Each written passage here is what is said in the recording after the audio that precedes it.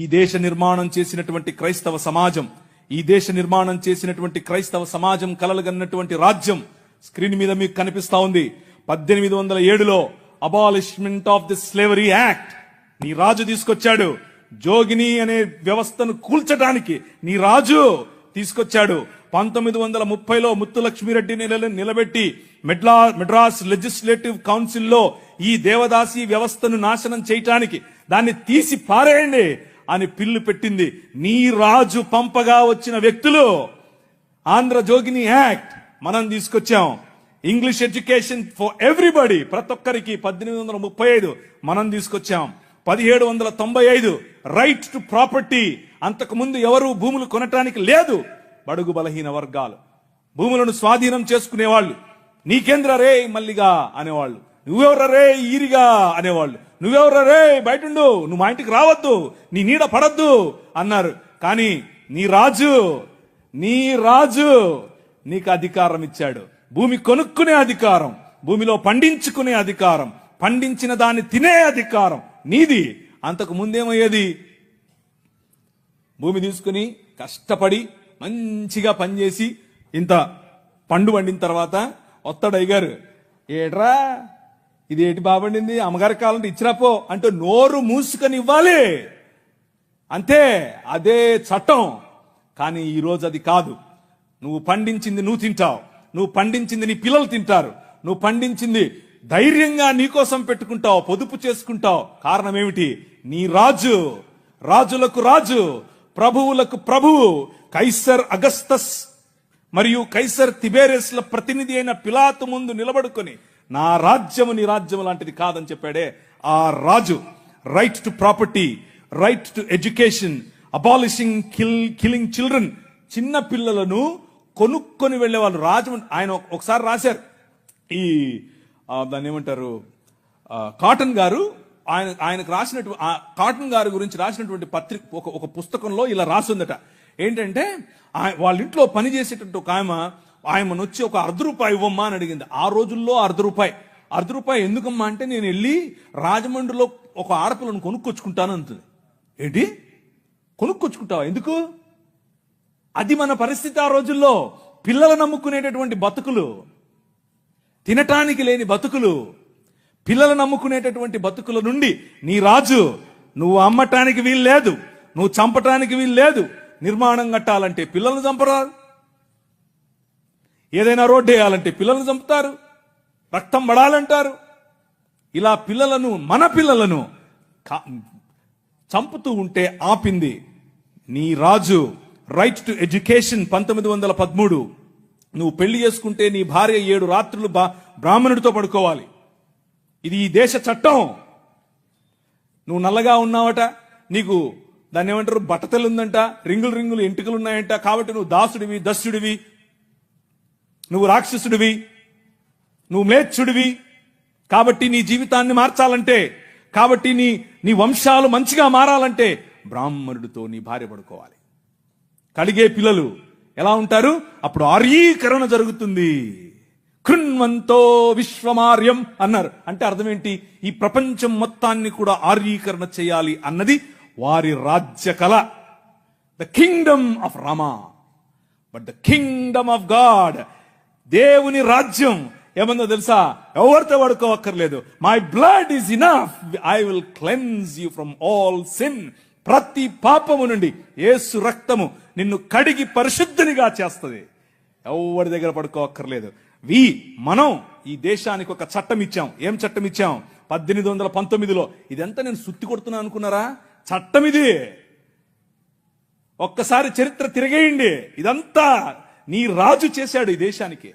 నీ రాజు తీసుకొచ్చాడు. నల్లట్ట పుస్తకం మోసుకొచ్చినోళ్ళు కష్టపడి పిల్లులు వేసి, రిట్ పిటిషన్లు వేసి, నిలబడి కొట్లాడి నీకు ఇచ్చిన హక్కిది. That is the kingdom of God. No discrimination, right to sit, abolishing child marriages. ఇలా చెప్పుకుంటూ పోతే ఎన్ని చట్టాలు చేశాం మనం. రైలు మనది, పోస్ట్ ఆఫీస్ మనది, ఐఏఎస్ తెచ్చింది మనం, ఐపీఎస్ తెచ్చింది మనం. తెలుగు భాషను మ్లేచ్ఛ భాష అన్నారు. అరే ఏం భాష మాట్లాడుతున్నాడు మ్లేచ్ఛుడా అంటే తెలుగు భాషలో డిక్షనరీ, మొట్టమొదటి డిక్షనరీ మంది.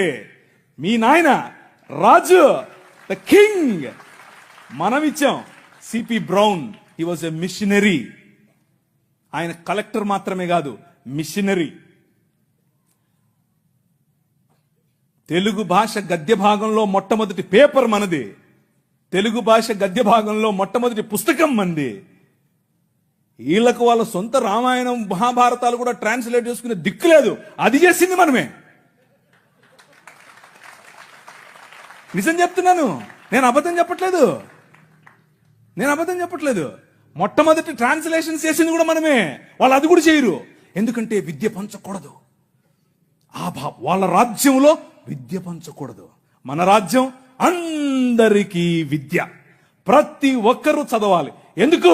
ఇదిగో నల్లట్ట పుస్తకం కూడా చదవాలి. అర్థమవుతుందా? నల్లట్ట పుస్తకం చదివితే దిమాగ్ ఖరాబ్ అవుతుంది, దిమాగ్ ఫిరాయిస్తుంది. మనిషి వెంటనే మనిషి అవుతాడు. ఈ రాజ్యం మనుషుల కోసం రాజ్యం.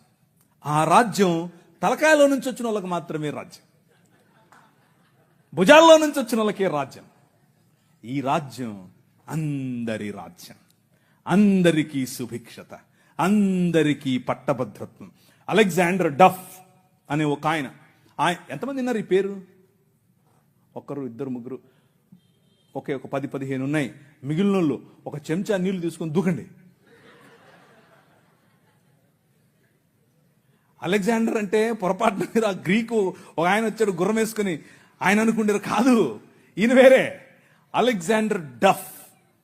ఈయన రవి అస్తమించని బ్రిటిష్ సామ్రాజ్యం పైన ఇన్ఫ్లుయెన్స్ తీసుకొచ్చాడు. ఏం ఇన్ఫ్లుయెన్స్ తెలుసా?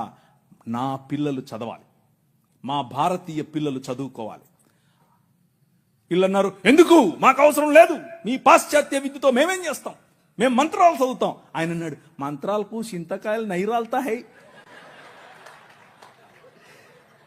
అలెగ్జాండర్ డఫ్, నో, చదవాలి, మన పిల్లలు చదవాలి, ఆంగ్ల భాషలో చదవాలి, ప్రతి భాషలో చదవాలి, తెలుగులో చదవాలి, తమిళంలో చదవాలి, బెంగాలీ కావాలి, పుస్తకాల తర్వాత పుస్తకాలు, పుస్తకాల తర్వాత. ఈ అలెగ్జాండర్ డఫ్ యొక్క ఇన్ఫ్లుయెన్స్ కారణం చేత ఈశ్వరచంద్ర విద్యాసాగర్, అలాగే రాజా రామ్మోహన్ రాయ్ ఇలాంటి వాళ్ళు నిలబడి, ఎస్, మా పిల్లలు చదవాలి, మా పిల్లలు కూడా చదవాలి, మంత్రాలకు మేమేం చేసుకోవాలి, అవసరం లేదు, ఎల్లమ్మకు పుల్లమ్మకు పోయి మీరు చదువుకోండి అని యూనివర్సిటీస్ ఒకే సంవత్సరంలో, అటువైపు మెడ్రాస్ యూనివర్సిటీ, ఇటువైపు బాంబే యూనివర్సిటీ, ఇటువైపు శ్రీరాంపూర్ యూనివర్సిటీగా ఈ రోజు ఏదైతే ఉందో బైబిల్ కాలేజ్ అనుకుంటున్నారో అది ఆ రోజు కల్కటా యూనివర్సిటీ. 3 యూనివర్సిటీలు స్థాపించటానికి వెనకుండి పనిచేసింది ఈ అలెగ్జాండర్ డఫ్. ఈయన ప్రభావం, ఈయన ఇన్ఫ్లుయెన్స్ కారణం చేత మెకాలే అనే ఒక వ్యక్తిని ఈ దేశానికి పంపించారు. పోయి చూసి రాపో బాబు, అసలు చదువు అవసరమా లేదా. ఆయన ఇచ్చినటువంటి నివేదిక, ఎస్, అందరూ చదవాలి. ఇంతమంది కూర్చొని ఉన్నారు, బైబిల్ సంకలో పెట్టుకుని ఓ వెళ్ళిపోతున్నారు, బాగుంది. కానీ ఏడి ఒక్క అలెగ్జాండర్ డఫ్? మీ ఊరి ఎమ్మెల్యేని ఇన్ఫ్లుయెన్స్ చేసే దమ్ముందా నీ దగ్గర? మీ ఊరి ఎంపీ దగ్గర నిలబడుకొని మాకు ఇది కావాలి అని అడిగే దమ్ముందా నీ దగ్గర? అలెగ్జాండర్ డఫ్ నీ కోసం కొన్ని 100 సంవత్సరాల క్రితం నీ పిల్లల కోసం ఆలోచించాడు. ఎలా కట్టాం ఈ దేశాన్ని తెలుసా? దూరదృష్టి, దూరంచే యుద్ధవాసనను పసిగట్టడం. యోబు గ్రంథంలో రాసినట్టు, గుర్రమును చూచితివా, అది వాడి రౌతును తిరస్కరిస్తుంది, తలతలలాడు ఈటెలను మెలమెలలాడు ఆ బల్లెములను చూసినప్పుడు రా రా అని ఉద్దండ కోపముతో మిడతల వలె గంతులేసి ముందుకెళ్తుంది.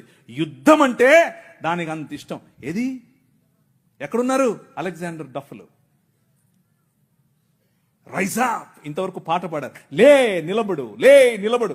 ఎప్పుడు నిలబడతావు ఇంక నువ్వు? నీ చరిత్ర. డాక్టర్ బాబాసాహెబ్ భీమ్రావ్ అంబేద్కర్ గారి మాట అన్నారు. ఆయన కూడా ఒక చోట నేర్చుకున్నదే, మనమే నేర్పాం. The king of this world నేర్పాడు. ఏమన్నారు తెలుసా? చరిత్ర, నీ చరిత్ర తెలుసుకోకపోతే నువ్వు చరిత్రలో లేకుండా పోతావు. ఇది నీ చరిత్ర. ఇది నువ్వు ఈ దేశానికి, ఈ దేశ నిర్మాణంలో నువ్వు సాధించినటువంటి చరిత్ర. దారా యాక్ట్ 1879. దారా అంటే డెక్కన్ అగ్రికల్చరల్ రిఫార్మ్స్ యాక్ట్ దాని పేరు. ఆ రోజుల్లో స్వరాజ్యం లోకమానుడు ఉన్నాడు కదా ఆయన అన్నాడు, ఏమన్నాడు? ఆయన ఎందుకు అంతటానికి, ఎవరికి? పేదలు, బడుగు, బలహీన వర్గాలు వెళ్ళి దాన్ని ఏమంటారు, దున్నుకుంటామయ్యా అంటే, సరే దా.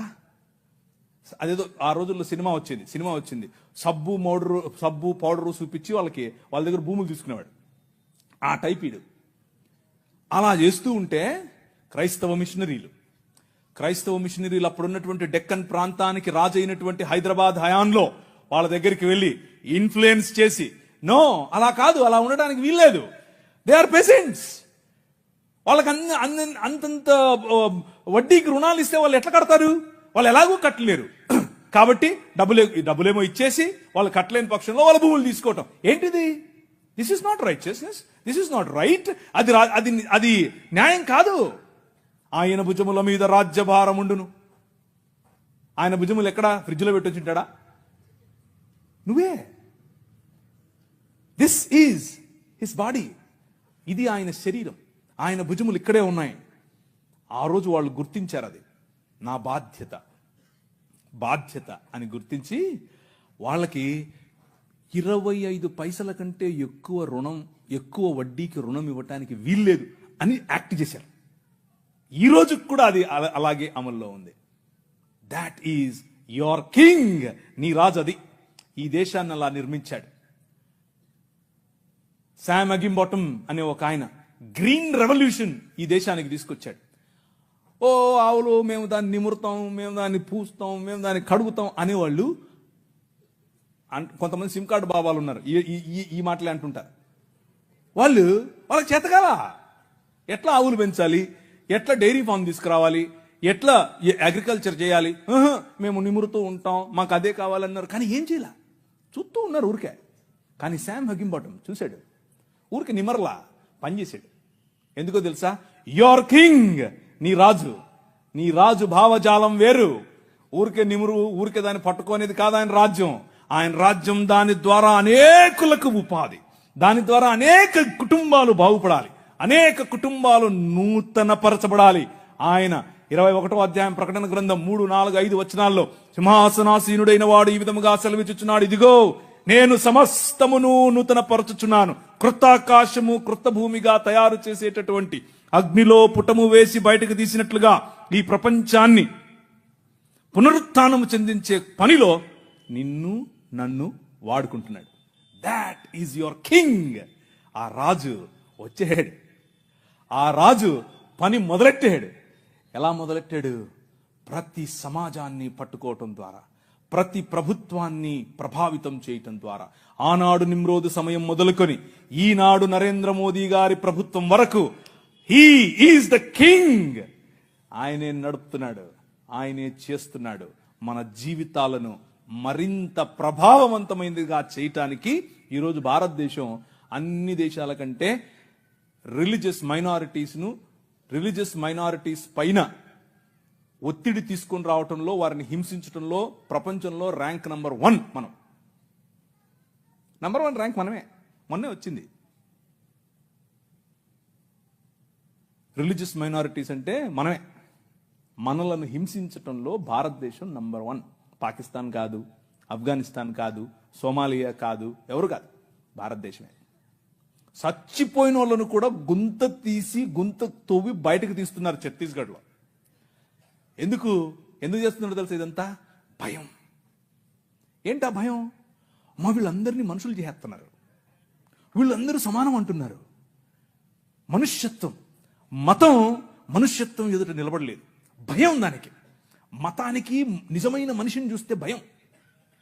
నిజమైన మనుష్యులను తయారు చేసేటటువంటి దేవుని రాజ్యం, నిజమైన మనుష్యత్వాన్ని ఈ ప్రపంచంలో వెలుగుగా ప్రకాశింపచేయటానికి పిలువబడినటువంటి దేవుని రాజ్యం. ఆ రాజ్యం నిలబడాలి, ఆ రాజ్యం పోరాడాలి, ఆ రాజ్యం భయంకరమైనటువంటి ఈ ఒడుదుడుకులలో కూడా నిలబడాలి. అలా నిలబడటానికి